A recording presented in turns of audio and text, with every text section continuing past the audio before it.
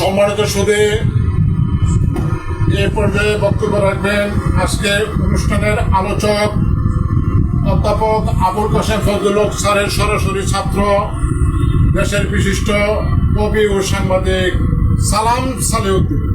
সম্মানিত সুধী, আজকে শোকসভা অনুষ্ঠানের সভাপতি রম্যলেখক ও কবি সংগঠক শাহজাহান আহমেদ আজ এমন এক সময় দাঁড়িয়ে যাকে স্মরণ করছি, তিনি আমার জীবনের সাথে অঙ্গাঙ্গিভাবে জড়িত। তার দ্বারা আমি এমনভাবে অনুপ্রাণিত হয়েছি, উদ্দীপিত হয়েছি, যা ভাষায় প্রকাশ করার নয়। 80-র দশকের মাঝামাঝি সময়ে আমরা যারা ঢাকা বিশ্ববিদ্যালয়ে বাংলা বিভাগে ভর্তি হই, তখন বাংলা বিভাগের এক ঝাঁক তারকা লেখক, সংস্কৃতিবিদ আমরা পাই। তাদের মধ্যে উল্লেখযোগ্য ডক্টর রফিকুল ইসলাম, সঞ্জিদা খাতুন, গাজী হুমায়ুন, হুমায়ুন আজাদ, ওয়াকিল আহমেদ, নরেন বিশ্বাস, আবুল কাশেম ফজলুল হক সহ অনেক শিক্ষক আমরা পাই। পাশাপাশি শিল্প সাহিত্য সাংস্কৃতিক আন্দোলনের পুরোধা হিসাবে আমরা পাই সিরাজুল ইসলাম চৌধুরী, পাই খন্দকার আশরাফ হোসেন এবং সৈয়দ মঞ্জুরুল ইসলাম। আমরা ঢাকা বিশ্ববিদ্যালয়ে যখন প্রথম পদচারণা শুরু করি, তখন আমরা বৃহৎ একটি সংস্কৃতি বলয়ের মধ্যে পড়ে যাই, যে বলয় আমাদেরকে একটা নদী থেকে মহাসমুদ্রে নিয়ে আসে। আমরা এমনভাবে আলোকিত হতে থাকি যে এদের ঋণ পরিশোধ করবার নয়। এর মধ্যে সঞ্জিদা খাতুন, রফিকুল ইসলাম, রাজীব হুমায়ুন, হুমায়ুন আজাদ এবং সর্বশেষ আবুল কাশেম ফজলুল হক প্রয়াত হয়েছেন। আবুল কাশেম ফজলুল হক, যিনি যেখানে তার আবাসস্থল ছিলেন কোয়ার্টার, ঠিক বাংলা বিভাগের উল্টো দিকে প্রধান সড়কের পাশে দোতলা। আমরা প্রায় যারা সাহিত্যামোদী তরুণ লেখক, আমরা প্রায় তার বাসায় যেতাম। তিনি যদি না থাকতেন তাহলে তার ছেলে দীপন অথবা সূচি, ওরা তখন স্কুল পড়ুয়া, ওরা আমাদের বসতে বলতেন এবং আপ্যায়নও করতেন। স্যার যেখানে স্যারের সাথে দেখা হতো, তার প্রধান কথা ছিল যে দেশের অবস্থা কী, রাজনীতির অবস্থা কী, সংস্কৃতির অবস্থা কী, সাহিত্যের অবস্থা কী বলো। উনি একই সঙ্গে কয়েকটি প্রশ্ন করতেন, যা আমাদের পক্ষে সঠিক উত্তর দেওয়া সম্ভব হতো না। পরবর্তী সময়ে দেখতাম যে স্যার নিজেই দাঁড়িয়ে হোক আর বসে হোক, যেখানেই অবস্থান করতেন তিনি একটা সংক্ষিপ্ত ব্যাখ্যা আমাদের দিতেন।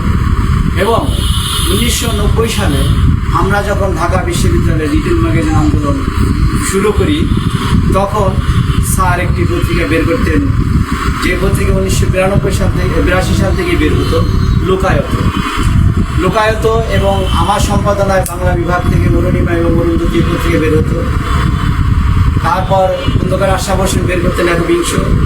ওই সময়ে ঢাকা বিশ্ববিদ্যালয়ের যে রিটেল ম্যাগাজিন আন্দোলন, সেই আন্দোলনের সাথে স্যার সরাসরি জড়িত ছিলেন এবং স্যার ছিলেন পুরোধা।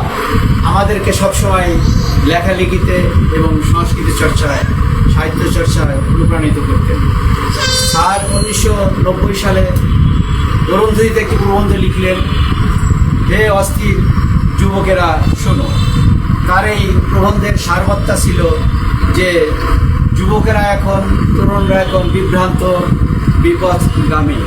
তারা কিভাবে সঠিক পথে আসবে, সঠিক পথে পরিচালিত হবে, সুস্থ সাহিত্য এবং সংস্কৃতি চর্চা করবে, সেই ব্যাপারে স্যারের ধারণা খুবই বেশি ছিল এবং স্যার এ নিয়ে চিন্তিত এবং উদ্দীপ্ত ছিল যে কীভাবে তরুণরা সঠিক পথে আসবেন।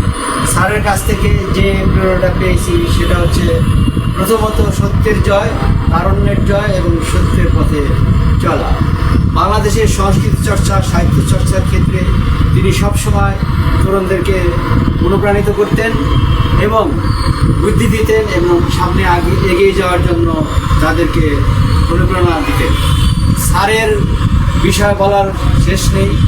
সাহিত্যে স্যার যদিও বহুমাত্রিক লেখক ছিলেন না, সবাইকে বহুমাত্রিক লেখক হতে হয় না। স্যার প্রধানত প্রবন্ধ লিখতেন। তার অনেক প্রবন্ধের বই ছিল, প্রায় 40টার মতো। এর মধ্যে কালের যাত্রাধ্বনি থেকে শুরু করে মাওসেতন, সাহিত্য তত্ত্ব, মানুষের স্বরূপ, মানস ও পরিবেশ, মানস ও সমাজ, রাষ্ট্র ও নৈতিকতা, নীতির প্রশ্নে আবশ্যিক, এরকম অসংখ্য বই স্যার লিখে গেছে। যে বই পড়লে পরবর্তী প্রজন্ম অনুপ্রাণিত হবেন এবং সত্যের পথে চলবেন, সৎ পথে চলবেন।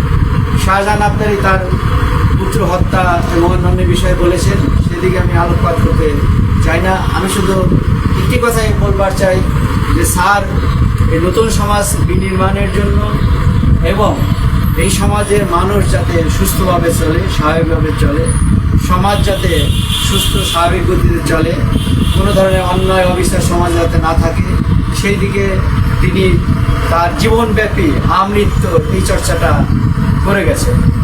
এবং স্যার আমাদের শুধু শিক্ষাগুরুই নন, তিনি দীক্ষাগুরু। তিনি মানুষকে, মানবতাকে এবং এদেশের সাহিত্য সংস্কৃতিকে সামনে এগিয়ে নেওয়ার জন্য আপ্রাণ চেষ্টা করেছেন এবং আমৃত্য লড়াই করেছেন। আজকে যারা উপস্থিত হয়েছেন সবাইকে ধন্যবাদ জ্ঞাপন করছি এবং আবারও স্যারের প্রতি শ্রদ্ধা, সম্মান এবং শোক জানিয়ে আমার বক্তব্য শেষ করছি। ধন্যবাদ।